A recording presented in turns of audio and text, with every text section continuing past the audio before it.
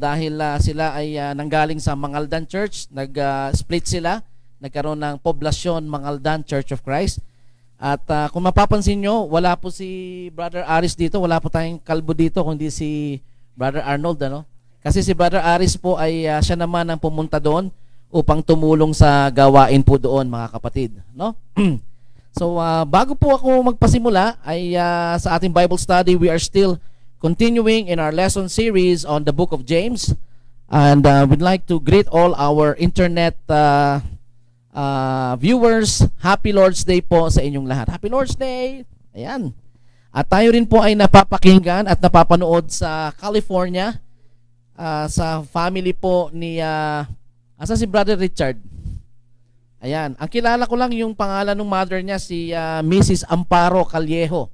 Anong pangalan ng father ni Brother Richard? Rogelio. Ayun. Si Brother Rogelio, Sister Amparo. Ayan, nakikita natin sila. Nakikita niyo po sila. Kasama natin sila ngayon sa pagsamba. Ano? Nais ko po silang batiin ng happy 50th wedding anniversary. Happy wedding po. Ayan. Oh, nakita niyo, ayun sila. Oh. Ayan. So kasama natin sila ngayon as we go on our lesson sa NLEX Church of Christ. Happy Lord's Day po sa inyo. Lahat po na nanonood sa internet. At personally, I also would like to greet happy birthday si Sister CJ. Happy birthday. Asan na si Sister Cathy? Happy birthday. Sino pa ang may birthday ng January? Ha? Ayan, si Uncle June, January 3. Wala pa siya. Happy birthday po sa lahat ng may birthday. Alright. Nice ko muna pong i-promote ang ating mga gawain po every day sa mixlr.com/rescuebroadcast. Samahan niyo po kami sa araw-araw naming podcasting as we bring the Word of God to all the people in the entire world. Ayan, tayo po nadidinig sa Israel, sa Canada, sa Australia, sa Hong Kong, sa China, sa Singapore, sa Malaysia, any parts of the world, including in Manila, mga kabsat. As a matter of fact, we already have an appointment to go there this coming next week. Kung mawawala po kami, mga kabsat, ibig sabihin nag-evangelism po si Brother Ed. Ayan, so we're going to visit a podcast listener sometime next week sapagkat wala pong pasok ng February 8, I believe, dahil sa ating anong tawag doon? EDSA Revolution ba 'yon? Sa February 8. Chinese New Year. Wala bang pasok noon? Ayun. Yun ang sabi nila eh. Pero sa bukas po, walang pasok sa ibang eskwelahan dito sa Baguio dahil sa matraffic po bukas. Kaya if I were you, wag na kayong maglakwatsa sa SM, yung mga kabataan natin sa bahay. Ayan. Meron pa kayong matatapos, ano? So, visit our podcast, Sister Amparo, saka si Brother Rogelio. Papakinggan niyo po kami sa mixlr.com/rescuebroadcast. Ilaki mo nga yan, Riv. Laki mo yan para makita nila. Yung yan, yung ating yan. Diyan niyo po kami mapapakinggan, mixlr.com/rescuebroadcast, at visit our website rescuebroadcast.weebly.com. At syempre pa, kahapon po katatapos lang namin ang aming taping ng aming programa sa internet, sa YouTube, ang Bible lessons on YouTube, at diniscuss po namin doon yung problema nating napakalaki na ang tawag natin ay hamartia or sin. Yan, just look for Rescue Broadcast Global on YouTube, and don't forget to click on the subscribe button. Ayan, nung isang araw lang po, mga couple of 2 weeks ago, 7 lang yung subscriber namin. Ngayon ay 29 na yata. Na-chinek ko, 29. Dumadami na siya, ano? Aabot na yun ng 100. Ayan. So, ako po ay naatasan to bring to you James chapter 4. Get ready with your pen, your ball pen, your paper, and your Bible. Mga Bible students, please distribute our Bible. Okay? Pwede bang pakidistribute yung mga Bible natin, Brother Vin, sa mga walang Bible? Because we're going to study the Word of God today. Remember, mga kapatid, ang pamagat ng ating yan, sino pong walang Bible? Ayan, bigyan ng mga walang Bible. Ayan, marami tayong Bible po dito. At mag-aaral po tayo ngayon. Remember that we are talking about pure and undefiled religion. Yan po ang tema ng Book of James. Si Elder James was trying to impress on all Christians that Christianity There's no other religion that is pure and undefiled except Christianity. Ayan.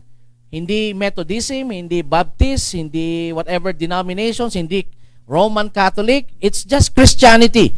That's the only religion that you can find in the New Testament. Tinawag yang Christianity because people who obey Christ were first called Christians in Antioch in Acts 11 verse 26. Okay? So dapat ngayon mga kabsat sa ating panahon, we should also be called Christians and not with any other name.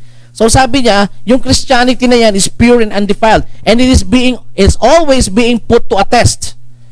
If you belong to Christianity, Brother LP, you will receive the crown of life.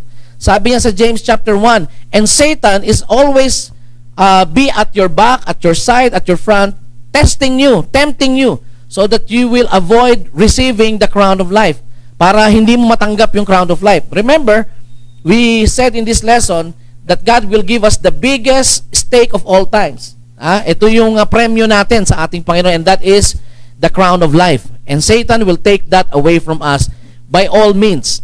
So kung anong pangtatapat niya doon, di ba? Alam natin that heaven, the crown of life, cannot be compared with anything. So pagtatapat ni Satan dyan, iba't ibang klaseng tukso. At hindi niya bibigyan ikaw ng cheap na tukso. Ay bibigyan niya sa iyo napakaganda to take that away from you. And so James, inelaborate niya dito, as we are rewinding yung napag-usapan na po natin, there are several tricks ni Satan na ating makikita dito, mga kapatid, ano? And you might probably want to review them. Yung chapter 3, you talk about the tongue. Diba? Ginagamit ni Satanas yan. The same tongue that praise God is the same tongue that curse yung mga ibang tao. Okay? At last week, we talk about itong tinatawag natin godly wisdom and demonic wisdom. But for now, mga kabsat, pinamagatan ko ito, Reeve, na tuloy mo. So, yan yung ating Book of James. Sige, tuloy mo pa. The title of our lesson today is, Where do wars and fights come from among you? And you can see this in James chapter 4, beginning from verse 1 down to 10. At yan po ang pag-aaralan natin ngayon. Where do wars and fights come from among you? Sana yung mga nag-aaway, katulad na lang itong dalawang bata na ito. No? Alam niyo paano mag-aaway yung bata? Binebelat na lang niya. Bela. Diba? But you cannot deny the existence of war in this world. Because we're living in this material world, you cannot deny the existence. Tabi ka ni Sister Valerie. Ayan. Hello, Sister Grace. Happy Lord's Day. You cannot deny the fact that there is an ongoing war every day. And that is also James' message. Satan is trying to destroy us by what? Putting war in the midst of us.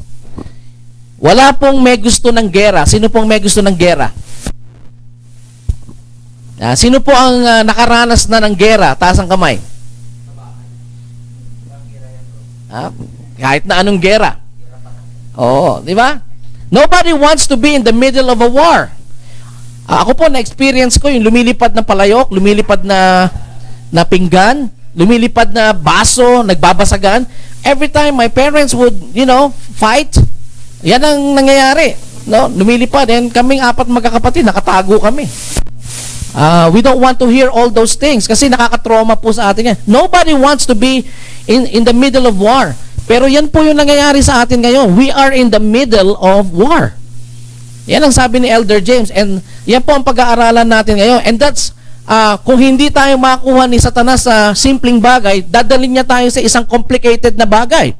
And that is war.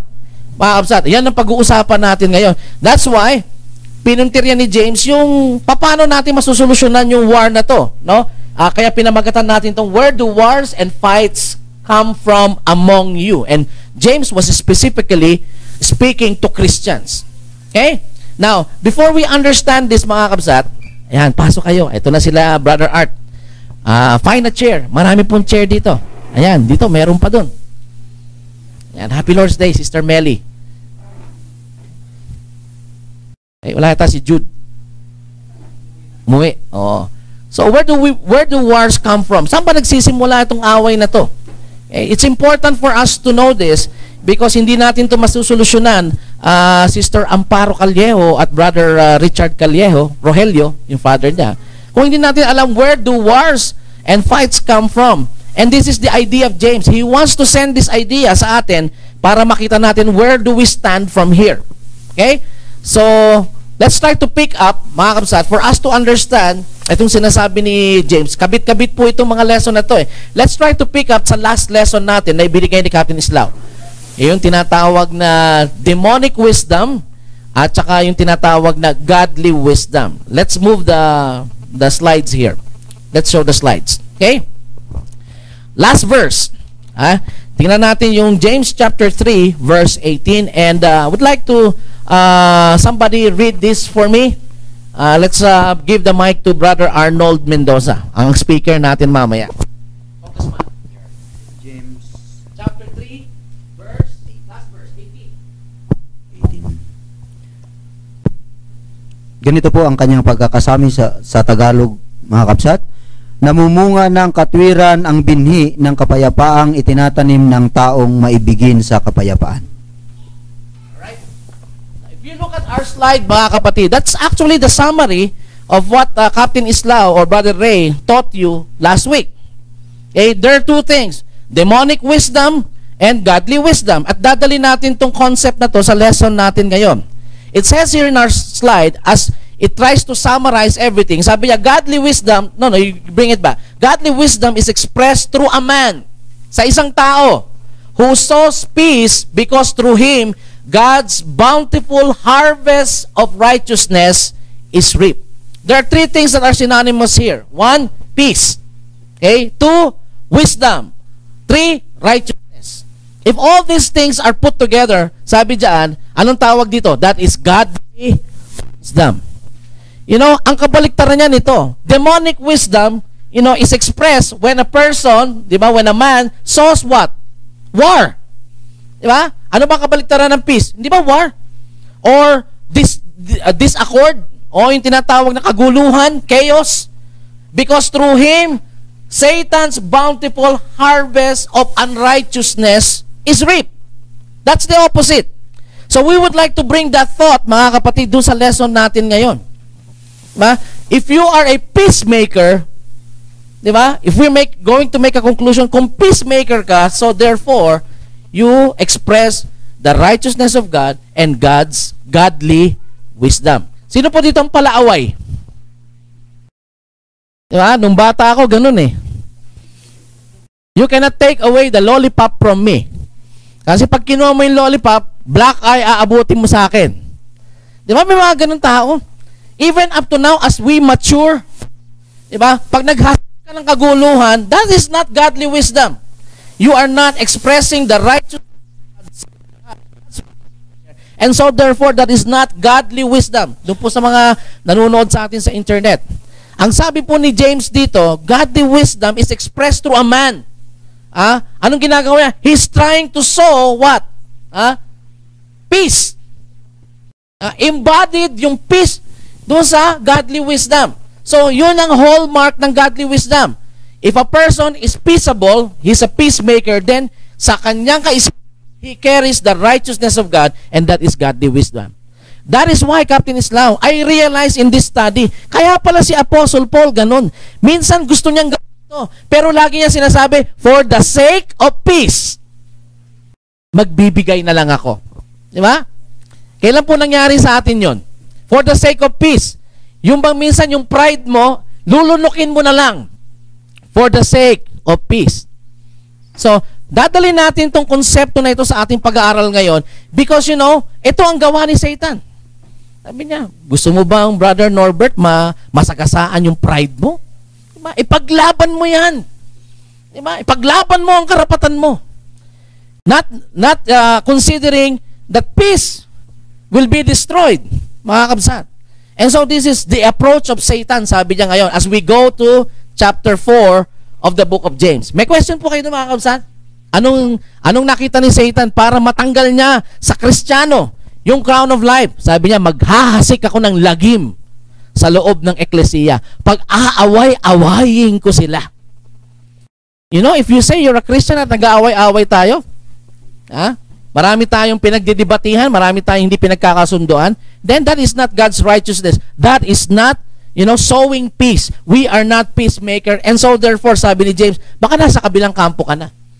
Ang hawak-hawak mo ay demonic wisdom, which is exactly the opposite. Actually, pinag-aralan nyo na yan ni Captain Islao, lahat ng katangian yan eh. But everything is embodied sa word na peace. And so we go now doon sa napakalagim na nangyayari sa atin ngayon. Sabi ni James, akala nyo may nangyayaring gera sa kalagitnaan natin ngayon. And we will talk about this. Where do wars and fights come from among you? He's talking to Christians during the time of persecution. Even though they're already persecuted, may namamatay na sa kanila, yet the Christians there are fighting one another. So, let's look at this lesson, mga kabsat. If you're ready, I'm ready, let's proceed. Okay? Sabi ni James, there are 3 kinds of war that is happening in us. Meron daw 3 klaseng gera ang nangyayari sa mundong ibabaw na to. At yan yung ating pag-aaralan ngayon. Ang alam nyo lang kasi na gera, alam nyo kung ano? Star Wars. Tama, mali. Di ba? Yan ang alam nyo gera. Panay yung panood nyo kay Obi-Wan Kenobi. Di ba? Tsaka kay Luke Skywalker. But sabi ni James, hindi Star Wars. Kaya nandiyan dyan yung Stormtrooper eh. Di ba? We have 3 types of war na nangyayari sa atin. And alam ko makaka-relate si Brother Nel dito. Kasi yung unang war, sabi ni James, ay nandiyan dyan sa verse 1. Okay? Let's try to read verse 1. Pabasa natin kay, sino ba may Bible dito? May extra Bible pa tayo? Bigyan natin, marami pang walang Bible. Si Brother, dito, ibigay mo. Ayan. Pabasahin na Tagalog. Ayan. Brother, hanapin mo nga dyan, Santiago, Kapitulo 4, versikulo 1, Tagalog. Let's read James chapter 4, verse 1. The first war, Rev, is war with each other. Yan ang unang gera natin. And let's try to look at James chapter 4, verse 1. Santiago chapter 4, verse 1, at pabasa natin kay Armel. Bunti ko na makalimutan. Kala ko Ariel eh. Sabihin sana Ariel. Armel pala. Santiago. Nakita mo na? Santiago. Hebrews, James. Pagkatapos ng James. Ayan. 4 verse 1. Pasok kayo. Sister Jocelyn. Hanap kayo ng silya. Ayun. Meron pa doon. Meron pa dito. Ayan. Halika, Jeriel. Samahan mo siya. Ayan. Basa.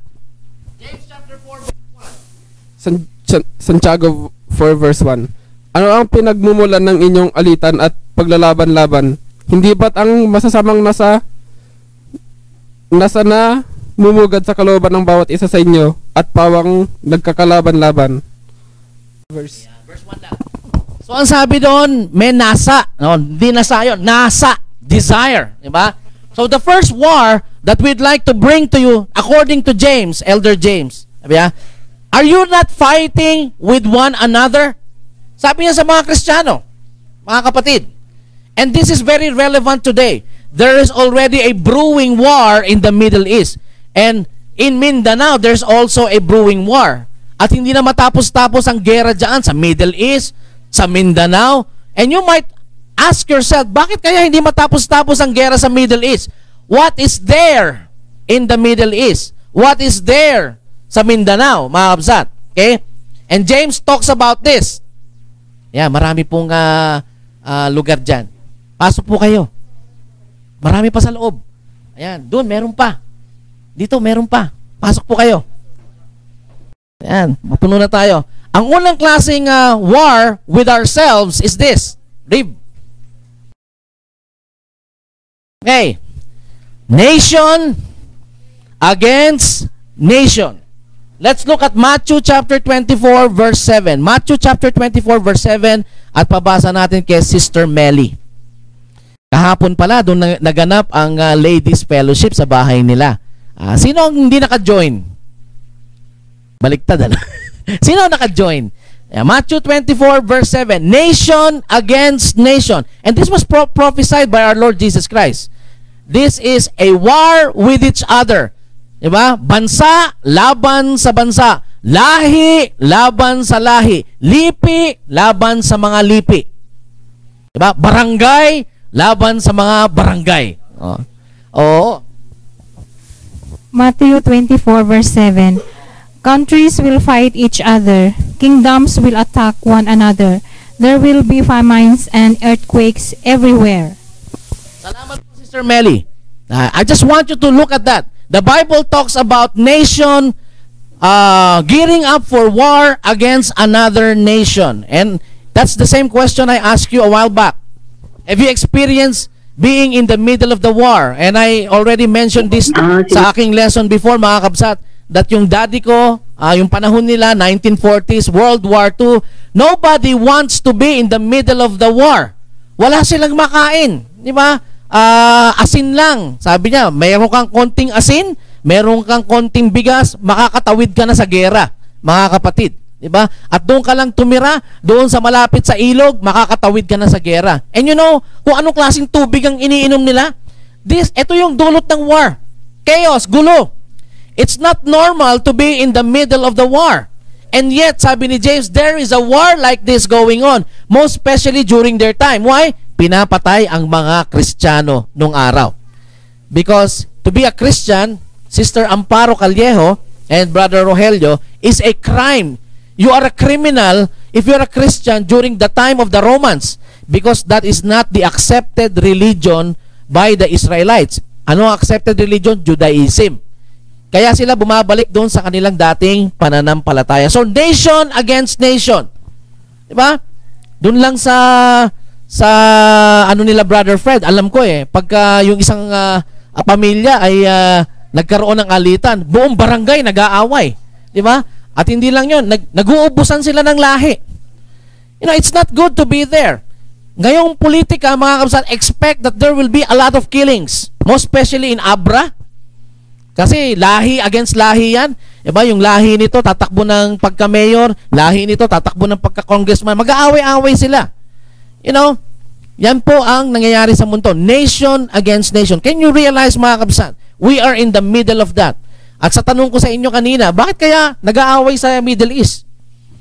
May langis dun Diba? Everyone wants to rule the world. May kanta nun Everyone wants to rule the world.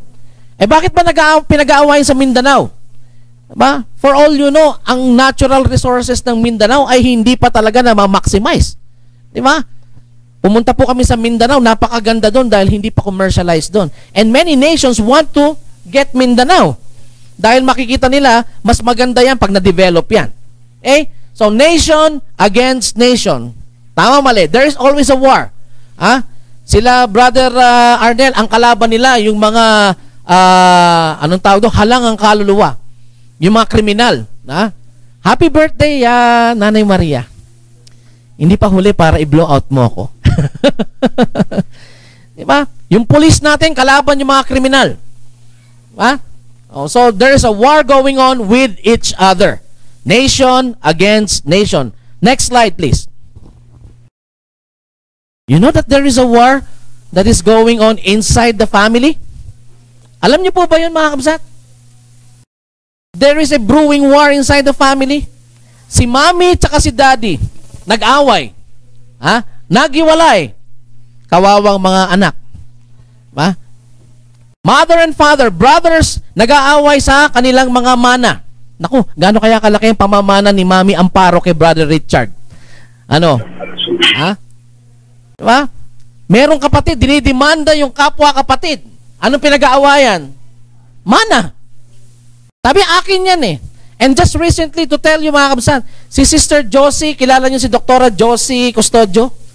Na taga Manawag. Ang balita ko, pinaalis na siya dun sa bahay na tinitiran niya ng kanyang kapatid. Yung kapatid niya, pinag-aral niya, siya nagpagawa ng bahay, but because of properties, mga kabsat, pinaalis na siya doon sa kanilang tahanan. Diba? There is a war going on inside our family. Diba? Pero ang tinuro sa akin ng daddy ko nung bata ako, Brother Ray, sabi niya, magmahalan kayong magkakapatid. Talagang magmahalan. Pero nung paglaki na, nag-aaway-aaway na.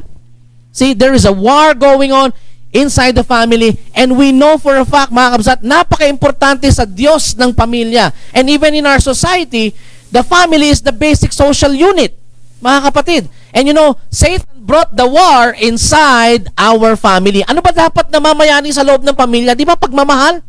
Kadugo mo yun eh.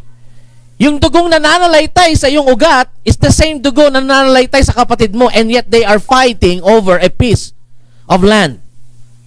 Di ba? Wherein dapat pinaghahatian nila yan, di ba? They, you know, ganyan dapat. But there's fighting going on. Di ba? Lalo na sa politika. Magkapatid, magkalaban, nagpapatayan, pero magkapatid. Meron pang nangyari, yung tatay ang kalaban. Kalaban niya sa politika, tatay, so nagpapatayan sila nung tatay niya. You see, there is a war going on inside the family. And let's read Matthew chapter 10, verse 21. If I'm not right. Matthew. People will hand over their brothers to will do the same to their children, turn against their parents and have them put to death. You see, this is happening all over the world. Kahit magkadugo, magkaaway na rin ngayon. And you know, in the Old Testament, sinong kapatid ang alam nyo pinatay niya yung kapatid niya? Si Abel at si Cain. Alam mo kung anong dahilan kung ba't nagpatayan? Dahil sa paglilingkod sa Panginoon. Can you imagine, mga kabsat? There's a war going on inside the family, and if you ask me, who is the mastermind of that war? It's no other than Satan. He brought the war of God inside the family. So, ito reminder sa atin, mga kapatid. Imbis na awayin natin mga kapatid natin at pamilya natin, let's try to love them. After all, the blood that is in you is the same blood that runs through their veins. Okay? Next type of war. Don't you know that there is also a war inside the church? Even the body of Christ was not exempted in this type of war. Mga kabsat, the body of Christ. And just recently, sa isang news, di ba? Action News 5, nakita ko yan sa internet eh. Alam mo kung ano nangyari sa loob ng kanilang congregation? Nag-away-away sila. There's a church brawl. Suntukan sa loob ng eklesiya. I just don't know if this is the real church of the Lord, but the idea is even Satan has brought the war inside the church. Brother in the spirit against brother in the spirit. Diba? Kaya maraming mga brother tampong pururut. Hindi nila alam, di ba, that Satan is bringing the war inside the church. Diba? Kasi kinakailangan special. So away-away na. Nobody is special in the Lord's church. All of us are special. Walang extra special. Lahat tayo ay mahalaga sa ating Panginoon. So if you can do anything that you can do in the church, then do it. Let's read James chapter 4 verse 11. Pabasa natin kay Judy Lynn. James chapter 4 verse 11.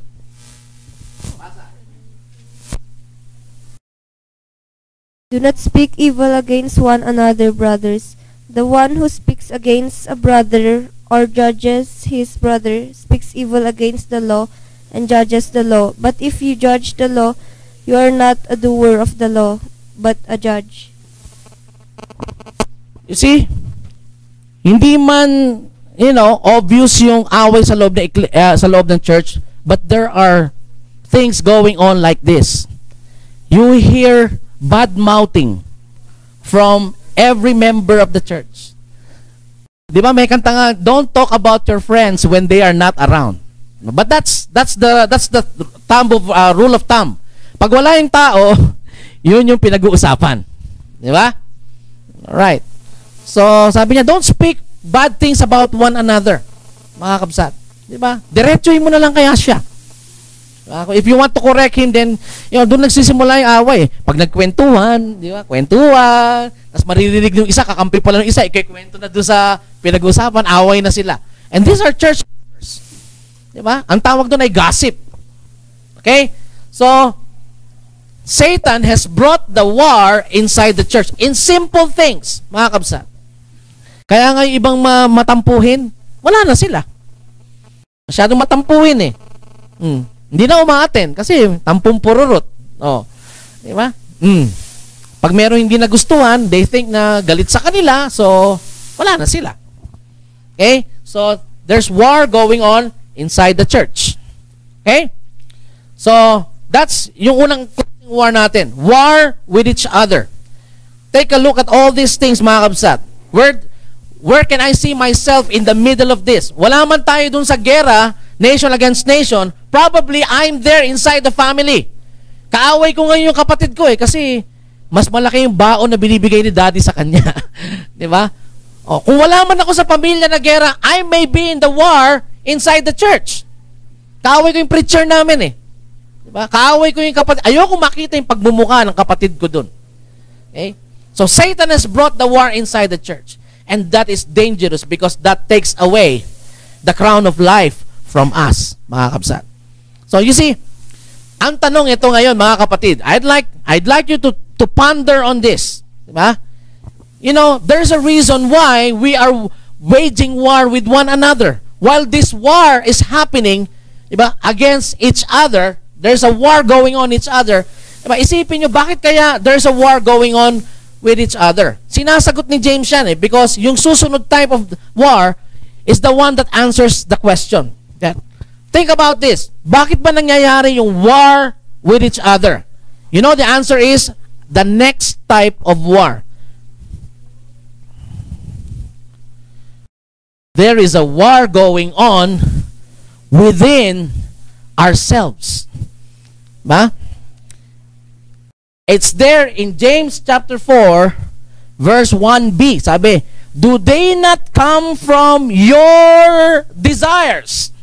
Sabi niya, for pleasure that you war in your members. Verse 2. Pabasa natin yung verse 2. Sino ang may Bible dyan? Ito si James 4 verse 2. You desire and do not have, so you kill, and you covet and cannot obtain. So you fight and wage war. You do not have because you do not ask. You ask and do not receive because you ask to spend it on your passions. Alright, thank you, Kenneth. While we are waging war with each other, mga kabsat, maybe you have forgotten that you have a problem in yourself because there is a war going on inside you. Why? Ang sabi ni James, let's move forward. Move forward. Okay. You have a wrong desire. Sabi niya, Christians, mali ang ating pagnanasa. And that is a war within you. Ang tawag doon, mga kabsat, is a struggle. We are constantly in a struggle for the things that are being offered to us by Satan. Diba? Wrong desires lead to wrong action. Ang maling pagnanasa, ang dulot nito ay maling mga gawain. Can you give me an example of wrong desire? Sino ang gustong magbigay ng example ng maling desire? Example is David. Diba? Nakita niya si Bathsheba. Naliligo. Ito naman si Bathsheba, bakit naliligo? Walang kortina. Diba? So, anong sabi ni David? Ganda, babae. Parang si Starsan. Patawag, ganda, babae. Malayo pa lang si Bathsheba, no? Nakita niya, maganda na eh. Isipin mo how much more kung nasa harapan na niya yan. Diba? So, wrong desire. Bakit naging wrong desire? Hindi naman sa kanya yun eh. Meron nang may nag-aari kay Bathsheba. So, anong ginawa ni David? Wrong action. Ginahasa niya. Diba? Pinagsamantalahan niya. pinuwersa niya. Akin ka ngayon.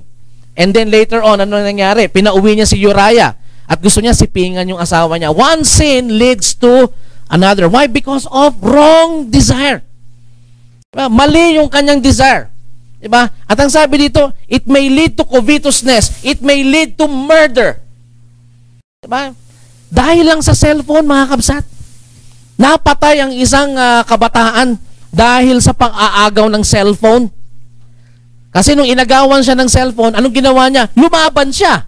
Merong dalang panaksak yung magnanakaw. Anong ginawa ng magnanakaw? Pinatay siya ngayon. Kinuha yung cellphone. Magkano lang ang cellphone? Di ba?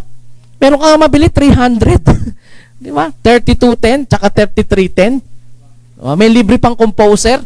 Mamamatay ka dahil sa cellphone. Why? Because that person who wanted that material thing, di ba? Obsessed with that material thing will even kill to get that material thing. Diba? Kinakailangan pumatay pa. Diba? Minsan ganyan nga yung kaisipan ng tao. Sana mamatay ka na lang para sa akin na mapunta yung mana. Wrong desire. Wrong desire. That is a war going on inside a Christian. He knows what is right, mga kabsat, and yet this wrong desire keeps lingering in his mind. I'm sure you can understand me because you have a struggle too. Sinong Kristiyano walang struggle? Mga kabsat. Diba? Nakita mo, dyan na yung pera. Diba? Binabriban ka na, government official ka. Hanggang laki-laki ng binigay sa iyo eh. Diba? You are struggling. Alam mo, mali ito. But because of your wrong desire, kailangan mabili ko na itong gusto kong kotse. Diba? Magkano to? Almost 1 million yung bribe sa akin. Sige na nga. You see, wrong desire leads to wrong action. And that is a war going on inside you, inside me. I'm not exempting myself. I'm not that holy yet. Marami pa rin akong kinakailangan baguhin sa sarili ko. Even si Captain Islao, even tayong lahat. There is a constant war going on inside us. Because Satan is always there to tempt us. Yan ang sabi ni James, James chapter 1. Pinag-aralan natin yan. Temptation is always there, Brother Gerald. And it will lead to wrong action. You see? Pinatay pa. Alam ni Brother Arnel to. CSI. Oh. See? There's a war going on inside us. Now, the problem is, you have to check your desires. Anong desire ninyo? If you have a wrong desire, then chances are, this will lead to wrong action. Right? Let's move forward.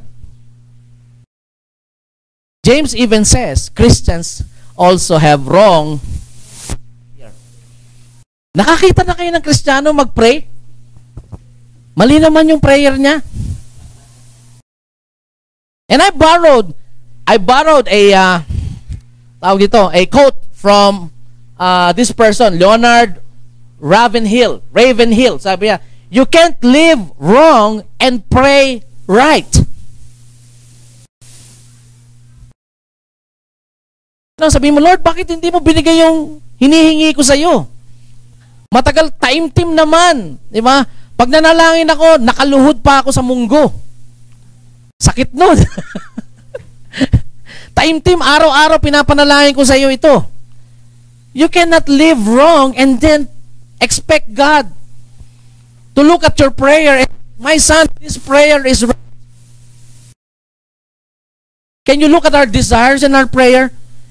You know, because our desires ay magmamanifest yan sa ating mga prayer. Tignan nyo yung mga pinapanalangin nyo if that is right desire. Mga kabsat. Okay? Ang sabi ni James dito, you lust and you do not have, you murder and you covet and cannot obtain. You fight and war, yet you do not have because you do not ask. You see, some of you, kukunin yung gusto nila by persahan. Sabi ni James, pwede ba manalangin naman kayo? Hindi kasi kayo nagpe-pray eh. Diba? And some people pray, but they pray differently. You know? Kasi ang sabi ni James dito, whatever you're praying it for your own pleasures. Diba? Iniisip ko yung mga prayer ko. Nililista ko yung mga prayer ko eh. May prayer na ba ako para sa sarili ko? Didn't you know, mga kabsat, ever since nagtrabaho ko, I never had an opportunity to buy for myself. Yung nag-ano ko, nagre-reflect ako sa, nung nagkatrabaho ba ako, may nabili na ba ako para sa sarili ko? Look at your prayer. Yung pang prayer ninyo na dinadala sa Panginoon, puro ba sa sarili nyo yan? O have you been praying for others also? Christians are praying wrongly today because Satan has brought the war within ourselves. Look at our prayer. You can see the type of desires you begin to pray. Well, gusto ko to, Lord, bigay mo sa akin to. See, there is a war going on in ourselves. And the prayer that you pray is the measure of it. Okay, let's move forward. Okay? Eto na ngayon, mga kabsat. Kanina, we talk about war with each other. You know the reason why we're waging war with each other? Because there is a war going on within ourselves. And if I may ask once again, Brother Manuel, bakit ba kasi may gera na nangyari sa sarili mo? It's because there is this third type of war. Sabi ni James, there is a war going on between you and your God. Diba? Wala pong Kristiyano akong na-meet, Brother Islao, na sinabing kalaban niya ang Diyos. Laging kakampi niya ang Diyos. Diba? Nakakita na ako ng Kristiyano na nag-away, Sister Flor. Away di patani talaga. At bawat Kristiyano na magkaaway na yon, pag in-interview mo, kakampi niya ang Diyos. Na-realize niyo ba yon? Nag-away sila, may pinagawayan. In-interview mo yung kabilang kampo, sinasabi niya, I'm on God's side. Sabi mo naman, in-interview mo sa kabilang side, I'm on God's side. Ba, okay ang Diyos Pinaglaban niya yung sarili niya. Can you imagine, mga kabsat, every person na tanungin mo, he is always on God's side. But don't you realize, mga kabsat, that perhaps once in your life, kalaban nyo din ang Diyos. And that's the reason why you covet. That's the reason why you have a wrong prayer. Imagine, if you have a wrong prayer, don't you realize na kalaban mo ang Diyos because of that wrong prayer? Kasi anong sinasabi ni James sa James chapter 4 verse 4? It's there. It's there. And let's read it. Pabasa naman natin kay Celine.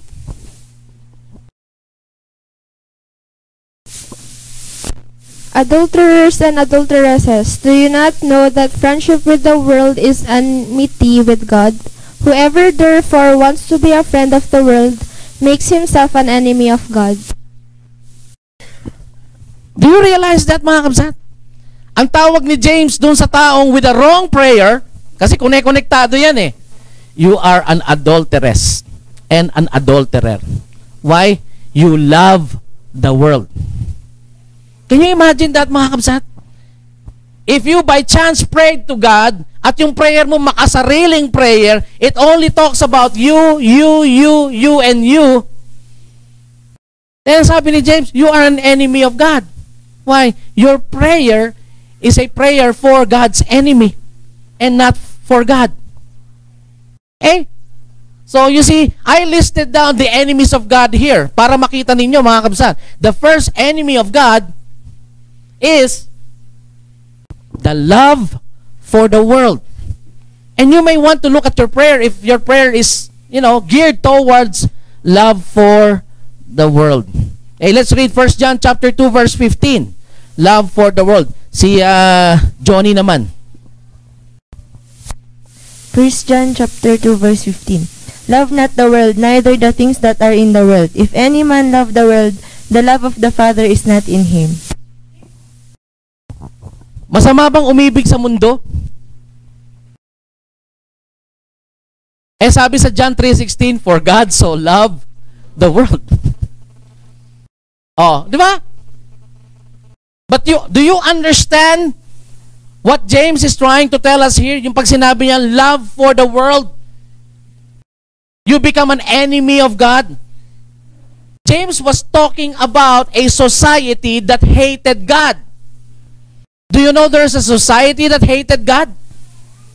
And that is, yun ang sinasabi ni James na, don't love this society that hates me. Because if you love these people that hates me, chances are you're going to love the desires of their heart, which is actually in the world. And let me bring you to John chapter 15. Hanapin ko lang mga kabsat. Jesus talks about this. John chapter 15 verse 18 hanggang verse 19. Okay, let's read that. Wala na po dito yan. John chapter 15 verse 18 and 19. Pabasa naman natin kay Risa.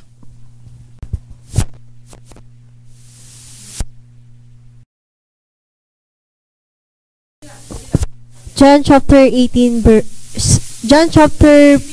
verse 18 to 19. If the world hate you, he before it hated you.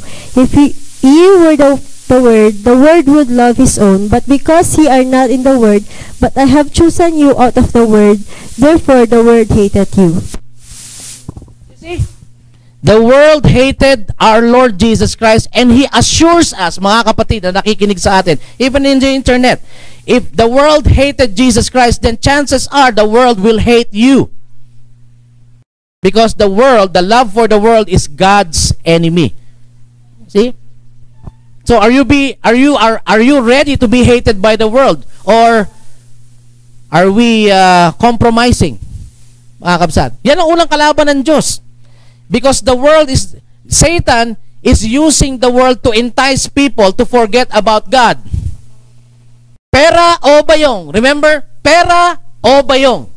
Ito ang Diyos. Tatapatan ni Satanas. Pera o bayong? Diba? Mahal mo ang Lord Jesus? Ito ang napakagandang babae.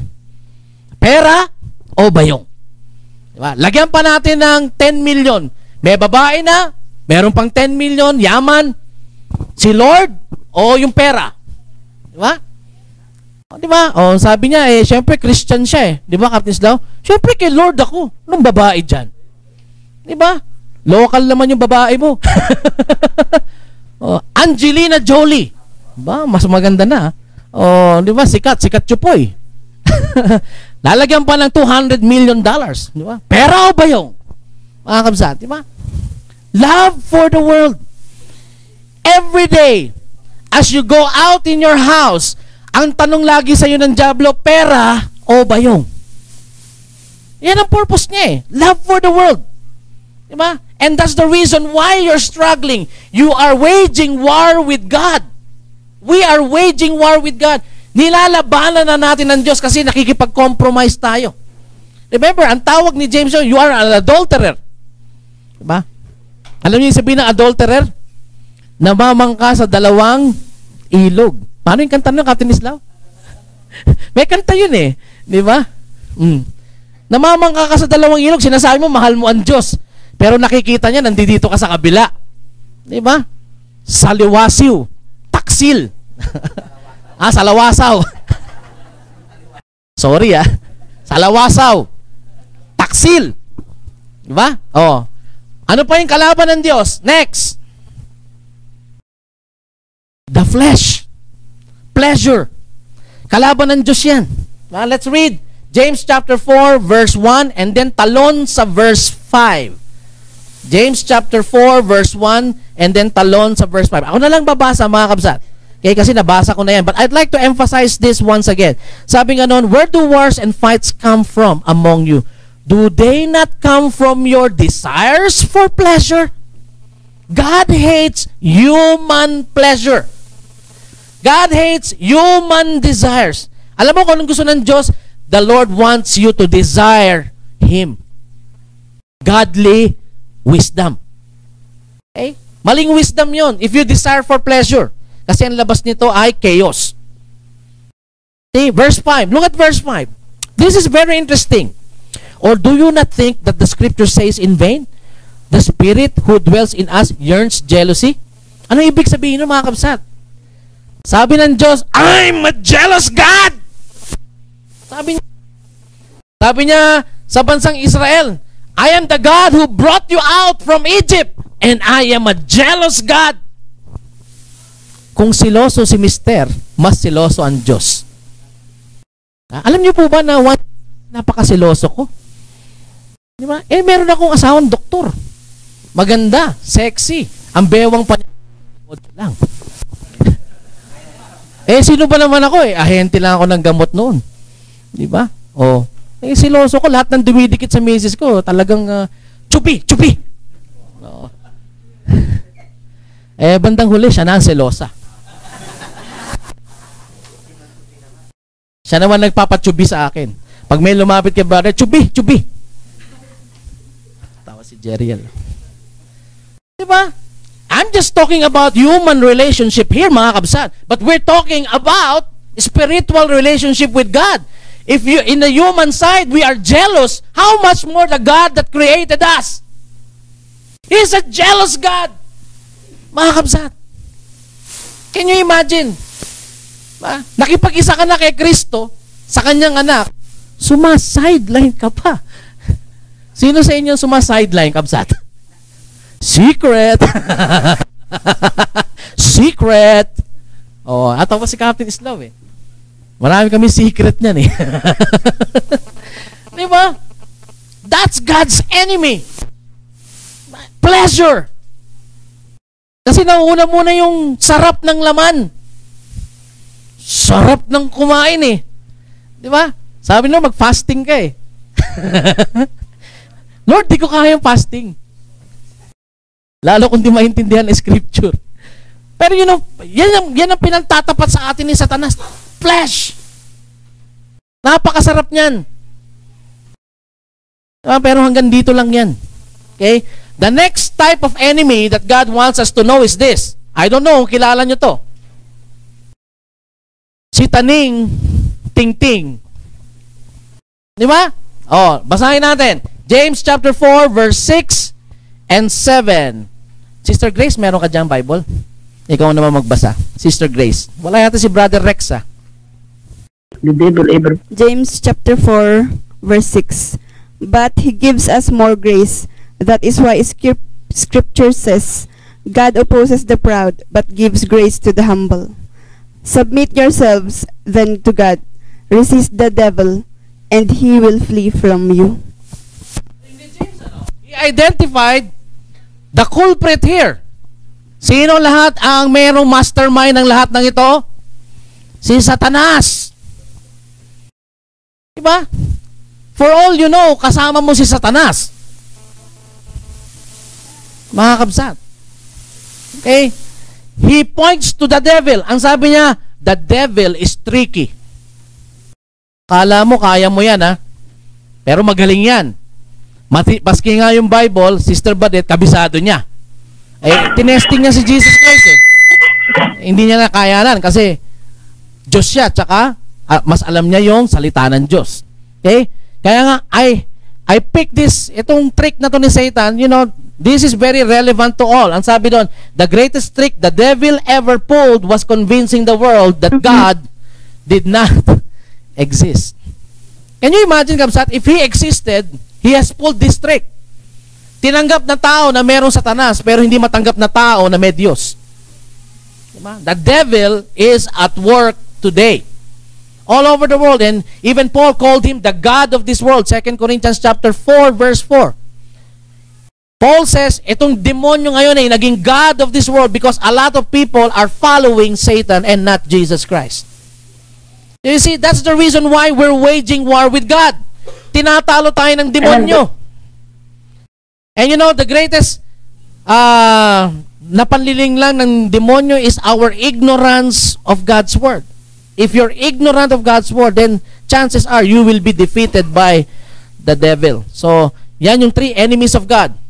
One, the world, love for the world. Two, the flesh. And three, Satan. As James listed all these things sa atin. Okay? Now, ito na yung conclusion natin. What are we going to do? If we are waging war with one another, mga kabsat, it is because there is war going on within ourselves. And that's the reason why there is a war in ourselves. We keep on struggling because we are waging war with God. And so James says, this is my advice sa inyo. Sabi niya sa verse 7, submit yourselves to God. Okay? Acknowledge God. Diba? Without Jesus, you can do nothing. We're talking about Christians here. Jesus was talking about bearing Christian fruit. A lot of people are using this. Without Christ, I am nothing. Yeah, without Pero Christ, we makita are mo naman, nothing. without Christ, marami rin silang nagagawa. Tama, mali. Marami rin silang nagagawa. But yun ba ang criteria ni Christ? Christ wants us to bear fruits. The fruits that God wants us to bear. Righteousness. Without Christ, righteousness is not in me. I'm going to rephrase that. Christ is So how not you're me. going to have righteousness? You always submit to Christ. You always submit yourselves to God. Submit. Let me decrease and let Christ increase. In everything that we do, let yourselves decrease and let Christ increase in you.